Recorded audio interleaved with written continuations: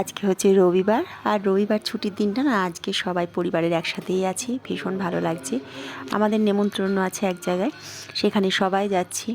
প্রত্যেকটা রবিবার না হোক, মাঝে সাঝে একটা রবিবারও যদি সবাই মিলে পরিবারের থাকি, খুব ভালো লাগে। তা আমরা এখন না স্টেশনে পৌঁছেও গেছি। ট্রেনটা আমাদের ভীষণ লেট ছিল, কৃষ্ণনগর স্টেশন এটা, এখানে দাঁড়িয়ে আছি, বেরোবো এবার। তারপরে ওদের বাড়িতে চলে এসেছিলাম, যেখানে আমাদের ইনভাইট ছিল। তোমরা আগে ওদেরকে অনেকবার আমাদের ব্লগে দেখেছো। আর হচ্ছে এখানে সকালে টিফিন, ওরাও আমাদের জন্য টিফিন করেনি, অনেক কিছু করেছে, লুচি, ছোলার ডাল, তারপর খেজুর গুড়ের পায়েস, চষি দিয়ে মিষ্টিটা আমি খাইনি। তারপর অনেকখানি বেলাও হয়ে গেছিলো, দুপুরবেলায় অনেকটা গল্প করেছি। দেখবে কোথাও আনন্দ করতে গেলে না, তখন মনে হয় না ভিডিওটা ছেড়ে ক্যামেরা করে ক্যাপচার করি।